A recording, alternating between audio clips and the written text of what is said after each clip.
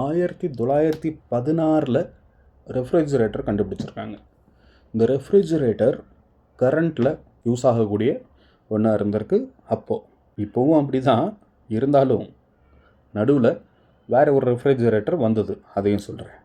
இந்த ரெஃப்ரிஜிரேட்டரை 1916 இன்வென்ட் பண்ணிவிட்டு 1918 காலகட்டங்களில் சந்தைப்படுத்துகிறாங்க. அப்போது பெருசாக வரவேற்பு இல்லை ஃப்ரிட்ஜுக்கு. இப்போது இங்கே நம்ம நாட்டில் ஃப்ரிட்ஜுக்கான அவசியம் இருந்ததில்லை முன்னாடி. ஏன்னா நம்ம நாடு இந்தியாங்கிறது ஒரு எல்லா டைப் ஆஃப் வெதரும் வரக்கூடிய நாடு. அதனால் நமக்கு எல்லா டைப் ஆஃப் வெதரும் எப்பயும் இருக்கும். ஸோ அதுக்கு ஃப்ரிட்ஜுக்கு அவசியமே இல்லாமல் இருந்தது.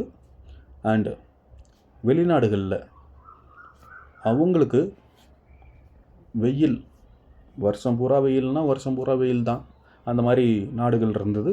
அங்கே அவங்களுக்கு கண்டிப்பாக ஃப்ரிட்ஜு அப்படின்ற ஒன்று தேவைப்படுது.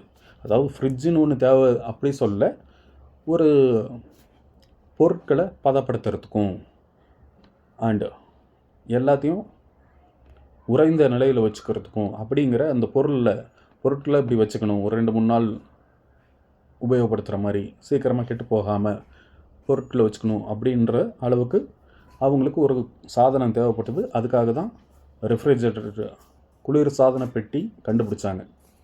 அண்டு இந்த ஃப்ரிட்ஜை கண்டுபிடிச்ச ஒரு பேர் ஃப்ரெட் டபிள்யூ உல்ஃப். நடுவில் இன்னொரு டைப் ஆஃப் ஃப்ரிட்ஜ் வந்ததுன்னு சொன்னோம் இல்லையா, அது என்னென்னா கெரோசின் ஃப்ரிட்ஜ். மண்ணெண்ணெய் இருக்கு இல்லையா, மண்ணெண்ணெயில் இயங்கக்கூடிய ஃப்ரிட்ஜை 1922 இந்த கெரோசின் ஃப்ரிட்ஜை கண்டுபிடிச்சிருக்காங்க. அந்த ரெஃப்ரிஜிரேட்டர் இப்போவும் கிடைக்கிது சில பேர்கிட்ட.